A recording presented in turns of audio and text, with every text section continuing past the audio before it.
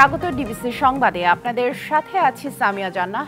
বাংলাদেশে গণতন্ত্র ফেরাতে অন্তর্বর্তী সরকারের প্রধান উপদেষ্টা ডক্টর মোহাম্মদ ইউনূস দ্রুতই নির্বাচনের রূপরেখা ঘোষণা করবে বলে আশা করে যুক্তরাজ্য। সকালে পররাষ্ট্র মন্ত্রণালয়ে পররাষ্ট্র উপদেষ্টা তৌহিদ হোসেনের সঙ্গে বৈঠক শেষে এসব কথা জানান দেশটির ভারত প্রশান্ত মহাসাগর বিষয়ক পররাষ্ট্র প্রতিমন্ত্রী ক্যাথরিন ওয়েস্ট বলেন, বাংলাদেশের রাজনীতিতে সব দলের সমান অংশগ্রহণ চায় যুক্তরাজ্য। বলেন, অন্তর্বর্তী সরকারের ভিশন পূরণ, শান্তি, নিরাপত্তা প্রতিষ্ঠা ও পরবর্তীতে গণতান্ত্রিক প্রক্রিয়ায় যেতে সব ধরনের সহযোগিতা করবে যুক্তরাজ্য। বৈঠকে বিএনপির ভারপ্রাপ্ত চেয়ারম্যান তারেক রহমানের যুক্তরাজ্যে অবস্থান ও দেশে ফেরা নিয়ে আলাদা করে কোনো আলোচনা হয়নি বলেও জানান তিনি। বলেন, দুই দেশের মধ্যে যে কোনো বিষয়ে আলোচনা ও সহযোগিতার পথ খোলা আছে।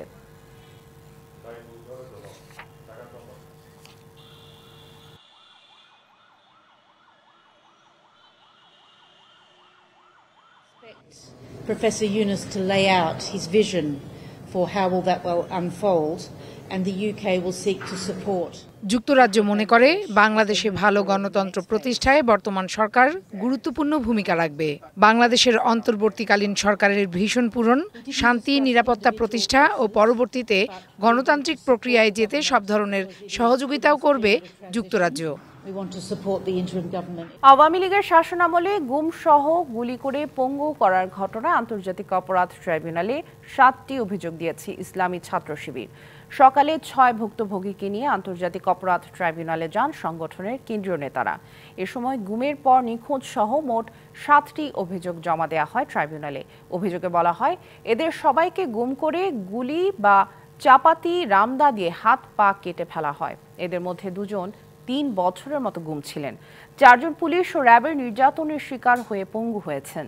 শেখ হাসিনা সরকারের আমলের পুলিশ, র্যাব ও আওয়ামী লীগের অন্তত 54 জনকে আসামি করে এই অভিযোগ করা হয়েছে। যথাযথ তদন্ত করে দোষীদের বিচারের আওতায় আনার দাবি জানান ভুক্তভোগীরা।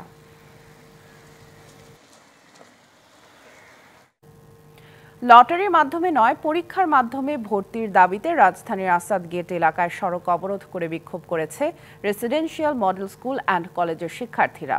এতে সড়কের 2 পাশে তীব্র যানজটের সৃষ্টি হয়। দুর্ভোগে পড়েন এ পথে চলাচলকারীরা।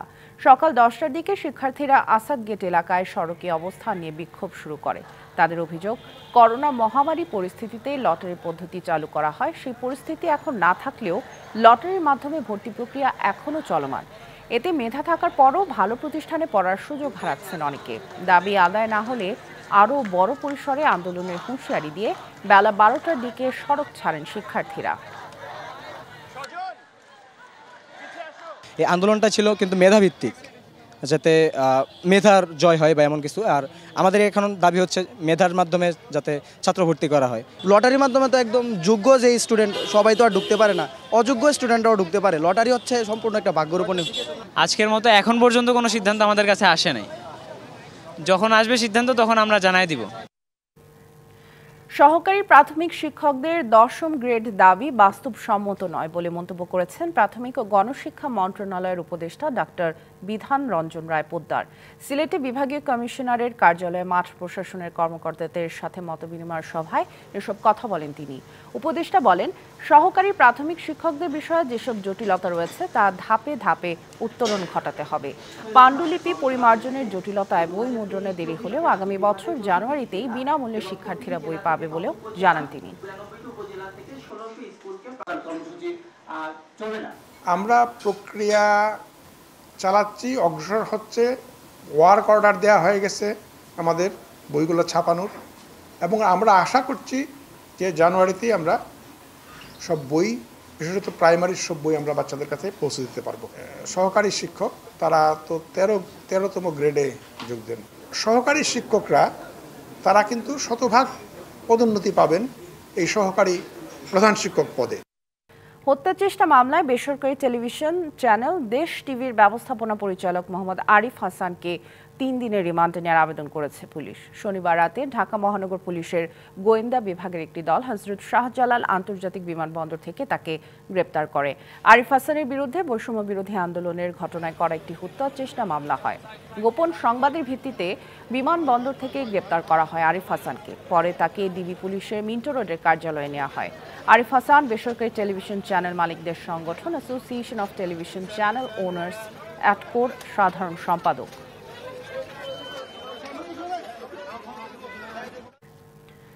মাওলানা আব্দুল হামিদ খান ভাসানীর ৪৮তম মৃত্যুবার্ষিকী আজ।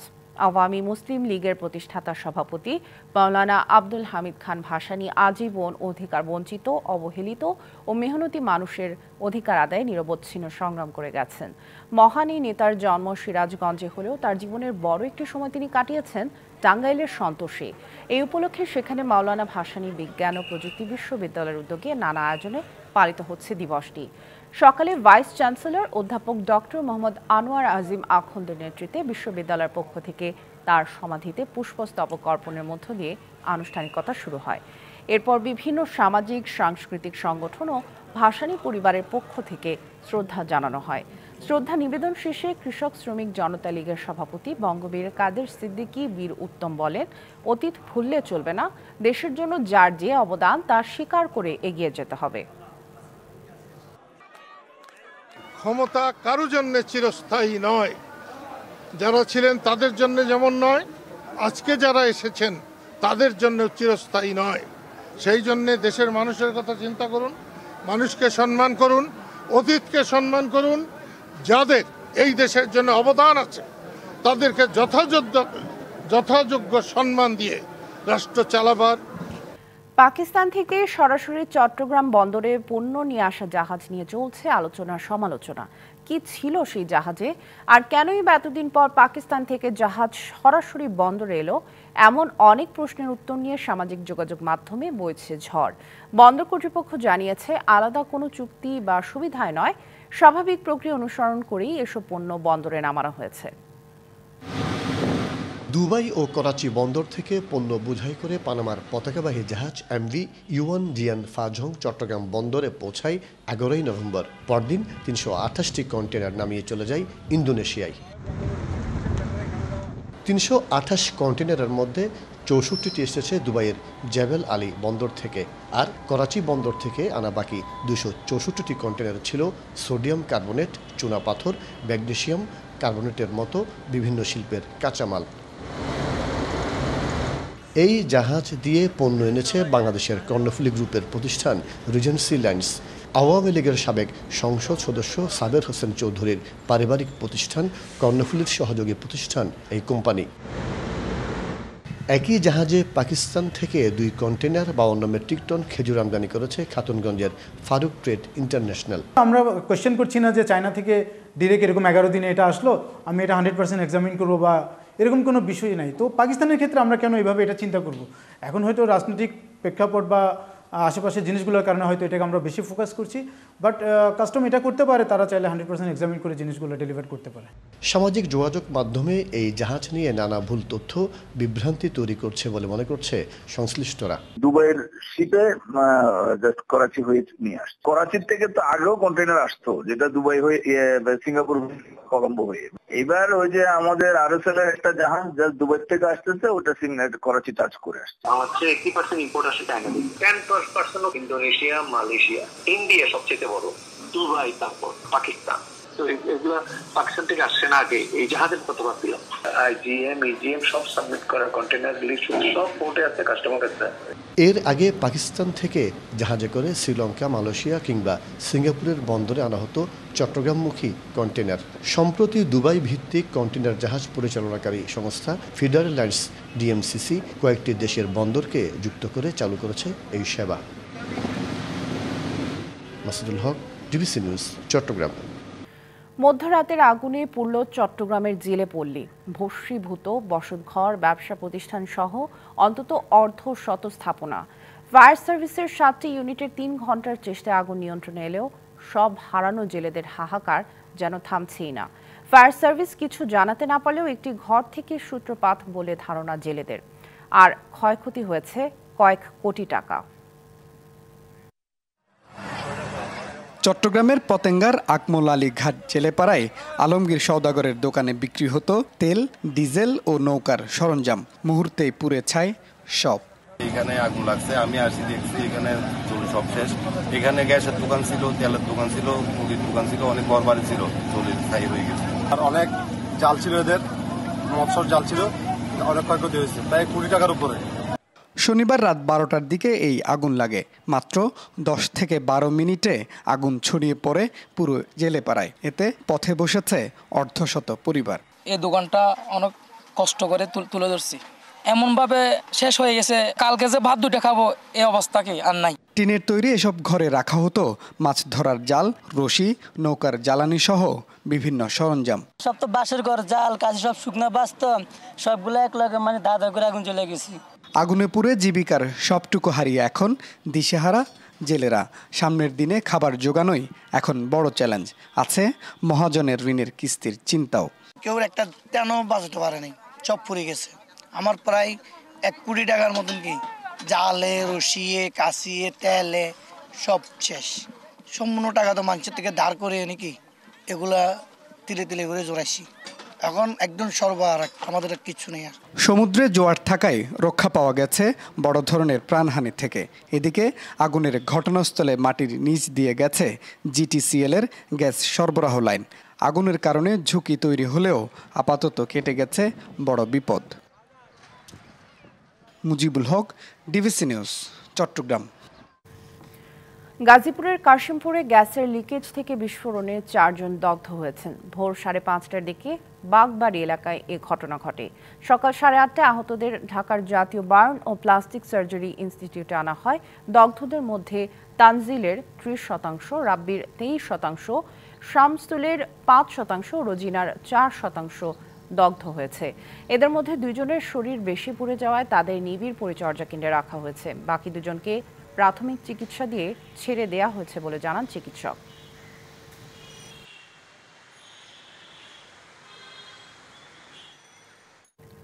সংবাদে নিচ্ছি একটি বিরতির, সঙ্গেই থাকুন। স্বাগত আরেকবার ডিবিসি সংবাদে। মৌখিক পরীক্ষা ইচ্ছাকৃতভাবে স্থগিত করার অভিযোগে পেট্রো বাংলার সামনে অবরোধ কর্মসূচি পালন করেছেন চাকরি প্রত্যাশীরা। সকালে পেট্রো বাংলার অফিসের প্রধান ফটকের সামনে বসে আন্দোলন করেন তারা। এতে পেট্রো বাংলার ভিতরে অবরুদ্ধ হয়ে পড়েন সংস্থাটির শত শত কর্মকর্তা কর্মীরা। এ সময় তারা অভিযোগ করেন 2022 সালের সার্কুলার হলেও নানা অজুহাতে কর্তৃপক্ষ লিখিত পরীক্ষায় উত্তীর্ণদের মৌখিক পরীক্ষা নিচ্ছে না। এ বিষয়ে বারবার পরীক্ষার তারিখ পরিবর্তন করে বিভ্রান্তি সৃষ্টি করছে। তবে Karnaphuli gas distribution company limited ভারপ্রাপ্ত এমডি বলেন, বন্যা সহ নানা কারণে মৌখিক পরীক্ষা নিতে দেরি হয়েছে। আগামী ডিসেম্বরের মধ্যে মৌখিক পরীক্ষা নেওয়ার আশ্বাস দিলে অবস্থান থেকে সরে যায় আন্দোলনকারীরা। ভাইবার 17টা ক্যাটাগরির ভিতরে 16টা ক্যাটাগরির ভাইবা শেষ। এখন শুধুমাত্র 2 দিনের ভাইবা স্থগিত করে রেখেছে। কি কারণে, কেন স্থগিত করে রেখেছে, কেন বারবার ডেট পরিবর্তন করতেছে আমরা কিছু জানি না। আমরা চাচ্ছি ওনারা একটা নির্দিষ্ট ডেট দিয়ে আমাদের এই আর একটা ক্যাটাগরির কয়েকজন স্টুডেন্টের ভাইবা নিয়ে নিক এবং আমাদের ফলাফল দ্রুত প্রকাশ করে আমাদেরকে বেকারত্বের হাত থেকে মুক্তি দিক। মেরিল পেট্রোলিয়াম জেলির সৌজন্যে এবার জানাবো শীতের গল্প। দেশের উত্তরাঞ্চলে এখন শীতের আমেজ। ঘন কুয়াশায় ঢাকা থাকছে পঞ্চগড়, ঠাকুরগাঁওয়ের পথঘাট। ঘাসের ডগায় জমে থাকা শিশির বিন্দু জানান দিচ্ছে শীতের আগমনী বার্তা। পঞ্চগড়ে প্রায় প্রতিদিনই কমছে তাপমাত্রার পারদ। রবিবার সকাল 6টায় জেলায় সর্বনিম্ন তাপমাত্রা রেকর্ড করা হয়েছে 15.9 ডিগ্রি সেলসিয়াস।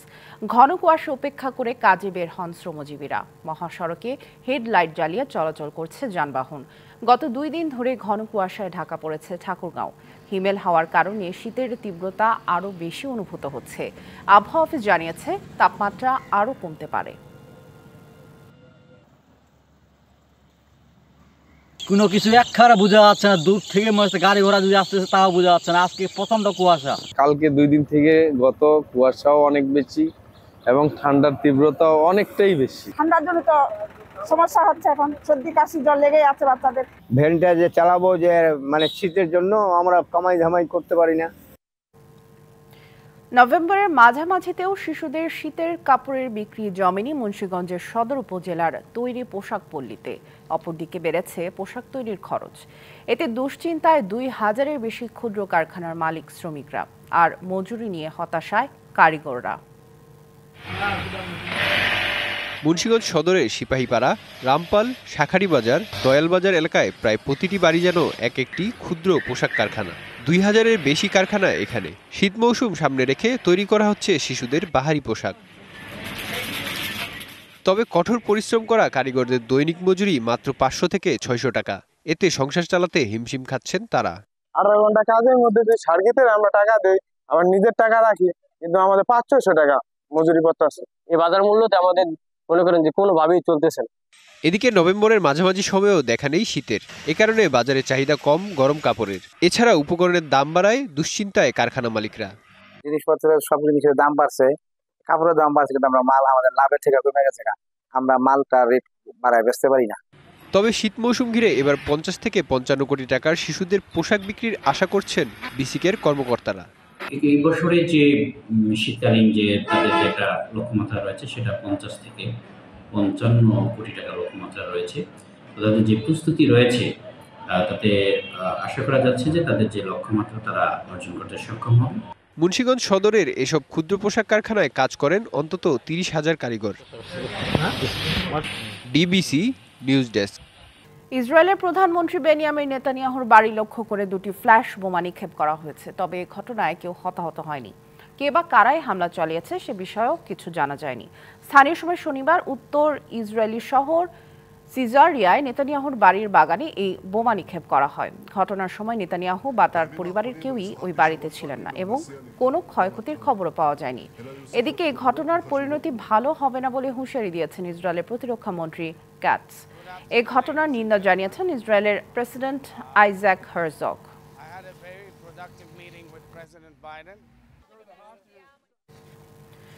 পারমাণবিক অস্ত্র ব্যবহারের নিয়ন্ত্রণ কৃত্রিম বুদ্ধিমত্তা নয়, মানুষের হাতে থাকা উচিত। এ বিষয়ে ঐকমত্যে পৌঁছেছেন মার্কিন প্রেসিডেন্ট জো বাইডেন ও চীনা প্রেসিডেন্ট শি জিনপিং। পেরুর রাজধানী লিমায় এশিয়া প্রশান্ত মহাসাগরীয় অর্থনৈতিক সহযোগিতা সংস্থার সম্মেলনের সাইডলাইনে বৈঠক করেন বাইডেন শি। পরে হোয়াইট হাউসের বিবৃতিতে জানায়, পারমাণবিক অস্ত্র ব্যবহারের সিদ্ধান্ত নেওয়ার ক্ষমতা মানুষের হাতে থাকা উচিত বলে একমত হয়েছেন দুই রাষ্ট্রপ্রধান। তবে বিচক্ষণতা ও দায়িত্বশীলতার সঙ্গে সামরিক ক্ষেত্রে এআই প্রযুক্তি বিকাশের প্রয়োজনীয়তার উপরও জোর দেন বিশ্বের ক্ষমতাধর দুই নেতা। এছাড়া ইউক্রেন থেকে উত্তর কোরিয়ার সেনা সরাতে চীনকে ভূমিকা রাখতে শি জিনপিংকে অনুরোধ করেন বাইডেন। পাশাপাশি যুক্তরাষ্ট্রের নতুন প্রেসিডেন্ট ডোনাল্ড ট্রাম্পের প্রশাসনের সঙ্গে চীন কাজ করতে প্রস্তুত বলেও জানান প্রেসিডেন্ট শি। বাণিজ্য তাইওয়ান ইস্যুতে উত্তেজনা হ্রাসের অগ্রগতির বিষয়টি তুলে ধরা হয় বৈঠকে। সংবাদে নিচ্ছে আরেকটি বিরতি, সঙ্গেই থাকুন। স্বাগত আরেকবার ডিবিসি সংবাদে। খেলার খবর। এখন থেকে বিসিবি, বাফুফে ও অন্য যে কোনো ক্রীড়া ফেডারেশনের অডিট রিপোর্ট খতিয়ে দেখবে মন্ত্রণালয়। আর্থিক অনিয়ম পেলে আইনি ব্যবস্থা নেওয়া হবে, জানালেন যুব ও ক্রীড়া উপদেষ্টা আসিফ মাহমুদ সজীব ভূঁইয়া। অন্তর্বর্তীকালীন সরকারের ১০০ দিন উপলক্ষে এক প্রেস ব্রিফিংয়ে এমনটা জানান তিনি। ঠিক কেলেঙ্কারি যদি কোনো যায় তাহলে সেক্ষেত্রে আইনি ব্যবস্থা নেওয়ার জন্য আমাদের পক্ষ থেকে নির্দেশনা দেয়া আছে। মন্ত্রণালয়ে তার পরামর্শ এবং কিছু ক্ষেত্রে যদি আমরা আরেকটু এক্সপ্লাইট করতে পারি, আমরা একটু নির্দেশনা দেওয়ার চেষ্টা করি। তবে দিন শেষে সিদ্ধান্ত এবং যেই তার বাস্তবায়ন সেটা ওই ফেডারেশনই করে থাকে। জালাল ইউনুসদের অবহেলার কারণেই লম্বা হয়নি ইমরুল কায়েসের আন্তর্জাতিক ক্যারিয়ার। শুধু ইমরুল কায়েস নন, অনেক সম্ভাবনাময় ক্রিকেটারের ক্যারিয়ারে নষ্ট হয়ে গেছে ক্রিকেট কর্তাদের খামখেয়ালিপনায়, মন্তব্য করেছেন সদ্যই টেস্ট ক্রিকেট থেকে অবসরের ঘোষণা দেওয়া ক্রিকেটার ইমরুল কায়েস। আজ দেখবেন প্রথম পর্ব। একবার বললো যে ওয়ানডেতে তোমাকে প্ল্যান করি, কিছুদিন পর দেখে আমাকে টেস্টে বিবেচনা করতেছি। এই যে একটা মিক্স আপ একটা প্ল্যানিং। টেস্টে তামিম ইকবালের সাথে ওপেনিংয়ে দেশের হয়ে ৩১২ রানের রেকর্ড জুটি এখনও অক্ষত ইমরুল কায়েসের। ২০০৮ থেকে ২০১৯ এই ১১ বছরে ৩৯ টেস্টের ৭৬ ইনিংসে ৩ সেঞ্চুরি আর ৪ হাফ সেঞ্চুরি সহ ১৭৯৭ রান। তারপরও আজ থেকে ৫ বছর আগে টেস্ট ক্রিকেট থেকে তার নাম ছেঁটে ফেলে বিসিবি। অন্য ফরম্যাটেও রাখা হয় না ভাবনায়। কি ছিল সেই অজানা কারণ?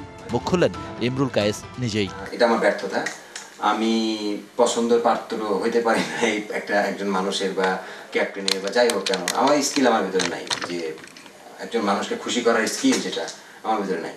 টাইগার স্কোয়াডে ওপেনারদের রান খরা চরমে, তবুও ঘরোয়া ক্রিকেটে ইমরুলের ব্যাটে রান বন্যা আমলে নিতেন না নির্বাচকরা। ক্রিকেট অপারেশনসের সাবেক চেয়ারম্যান জালাল ইউনুসি কি ইমরুলকে বেশি ভুগিয়েছিলেন? জালাল ভাইকে আমি প্রশ্ন করেছিলাম যে ভাই আমি এই টিমে কেন খেলতেছি না, তো বললো যে না তুমি অবশ্যই খেলবা, কেন না খেলার তো কিছু নাই, আমি দেখতেছি। তারপরে জালাল ভাই আর আমার সাথে যোগাযোগ করে নাই, কোনো কিছু হয় নাই। এটা আমি বলবো জালাল ভাইয়ের মানে অ্যান্সারটা উনি ভালো দিতে পারবেন, আমার এখানে অ্যান্সার নাই। তার মতে এমন আরও অনেক ক্রিকেটারের ক্যারিয়ার নষ্ট করেছেন জালাল ইউনুসরা। ক্রিকেটের উন্নতির চেয়ে নিজেদের উন্নয়নে ব্যস্ত ছিলেন বিগত বোর্ডের কর্তারা। আমাদের দেশে এই কালচারটা একটু বন্ধ করা উচিত। আমি মনে করি যে একটা ছেলের বয়স যখন 30 বা 35 হয়ে যায়, আমরা মনে করি সে টু ওল্ড, কিন্তু তার যে ক্রিকেটে ওই টাইমটা দেওয়ার অনেক কিছু আছে, আমরা সেটা বুঝি না। এটা আমি বাংলাদেশে অনেক প্লেয়ার নষ্ট হয়ে গেছে, আমি দেখবেন। পরিবর্তিত পরিস্থিতিতে বাংলাদেশের ক্রিকেট বোর্ডেও এসেছে পরিবর্তন।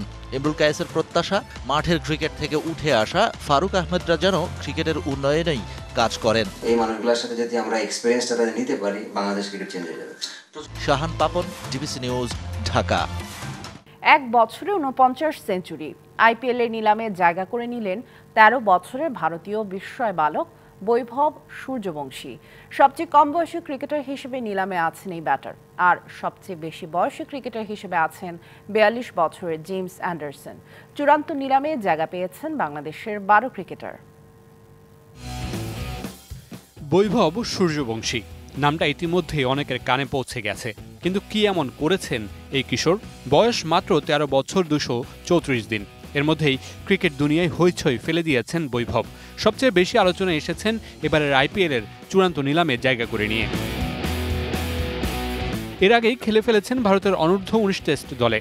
আগের মাসেই অস্ট্রেলিয়া অনূর্ধ্ব 19 দলের বিপক্ষে টেস্টে 58 বলে সেঞ্চুরি করেছেন, যা প্রতিদ্বন্দ্বিতামূলক ক্রিকেটে সবচেয়ে কম বয়সে সেঞ্চুরির রেকর্ড। শুধু তাই নয়, 1 বছরে বিভিন্ন টুর্নামেন্টে 49টি সেঞ্চুরি আছে এই বাঁহাতি ব্যাটারের। বৈভব সবচেয়ে কম বয়সী হলে সবচেয়ে বেশি বয়সী ক্রিকেটার হিসেবে আছেন জেমস অ্যান্ডারসন। 42 বছর বয়সী ক্রিকেটারের ভিত্তিমূল্য 1,25 লাখ রুপি। ইংল্যান্ড জাতীয় দল থেকে অবসরের পর প্রথমবার আইপিএলে নাম লেখালেন জেমস। এবারের আইপিএল নিলামে আবেদনকারীদের থেকে বাদ পড়েছেন 1000 ক্রিকেটার। চূড়ান্ত নিলামে জায়গা হয়েছে বাংলাদেশের 12 ক্রিকেটারের। সেখানে সর্বোচ্চ 2 কোটি রুপি ভিত্তিমূল্যে আছেন মোস্তাফিজুর রহমান, 1 কোটিতে আছেন সাকিব আল হাসান, মেহেদি মিরাজ, তাসকিন আহমেদ। 75 লাখ রুপি ভিত্তিমূল্যে আছেন রিশাদ, লিটন, তাওহিদ হৃদয়, শরীফুল ইসলাম, তানজিম সাকিব, শেখ মাহাদি, হাসান মাহমুদ ও নাহিদ রানা। Mamunur Rashid, DBC news. সংবাদে নিচ্ছে আরেকটি বিরতির সঙ্গেই থাকুন। স্বাগত আরেকবার ডিবিসি সংবাদে। এবার আরো কিছু সংবাদ দেখে নেব এক নজরে। কেন্দ্র ঘোষিত কুষ্টিয়া জেলা বিএনপির পূর্ণাঙ্গ কমিটি বাতিলের দাবিতে বিক্ষোভ করেছেন বঞ্চিতরা। নেতাকর্মীদের অভিযোগ, নতুন কমিটি গঠনে বৈষম্য করা হয়েছে। বিগত সময়ে যারা আন্দোলন সংগ্রাম করেছে তাদের স্থান হয়নি। অবিলম্বে নতুন কমিটি ঘোষণা করা না হলে কঠোর আন্দোলন গড়ে তোলা হবে বলে হুঁশিয়ারি দেন নেতারা। দেশের মানুষ হৃদয় দিয়ে জামায়াতে ইসলামকে বরণ করে নিয়েছে বলে মন্তব্য করেছেন চট্টগ্রাম মহানগরীর আমির ও সাবেক এমপি শাহজাহান চৌধুরী। উপজেলার ধর্মপুরে 36 বছর পর আয়োজিত সম্মেলনে এ কথা বলেন তিনি। সম্মেলন ঘিরে বড় জমায়েত করে জামায়াতে ইসলামের নেতাকর্মীরা। নরসিংদীতে আওয়ামী লীগের সাবেক 2 এমপির প্রভাবে দখল করা বাড়িসহ জমি ফেরত পেতে সংবাদ সম্মেলন করেছে ভুক্তভোগীর পরিবার। তাদের অভিযোগ, পলাশের সাবেক 2 এমপি দিলীপ ও পটনের প্রভাব খাটিয়ে হারুনুর রশিদ নামে এক প্রভাবশালী তাদের বাড়িটি দখল করে নেয়। একাধিকবার তাদের পক্ষে রায় আসলেও বাড়িটি দখলে নিতে পারছে না। ঝালকাঠিতে দ্রব্যমূল্য নিয়ন্ত্রণে রাখতে সুলভ মূল্যের বাজার চালু করেছে কনজিউমার্স অ্যাসোসিয়েশন অব বাংলাদেশ। এখানে মসুর ডাল কেজি 105 টাকা, আলু 62 টাকা, পেঁয়াজ 105 টাকা, বোতলজাত সয়াবিন তেল লিটারে 172 টাকা ও চিনি 125 টাকা বিক্রি করা হচ্ছে। ফরিদপুরে সরকারি আইন কর্মকর্তা নিয়োগে অনিয়মের অভিযোগে বিক্ষোভ করেছেন আইনজীবীরা। প্রতিবাদ সমাবেশে বক্তারা বলেন, বিগত সরকারের আমলের সুবিধাভোগীরাই অনৈতিকভাবে সুবিধার বিনিময়ে সরকারি আইন কর্মকর্তা হয়েছেন। তাদের দ্রুত নিয়োগ বাতিলের দাবি করেন আইনজীবীরা।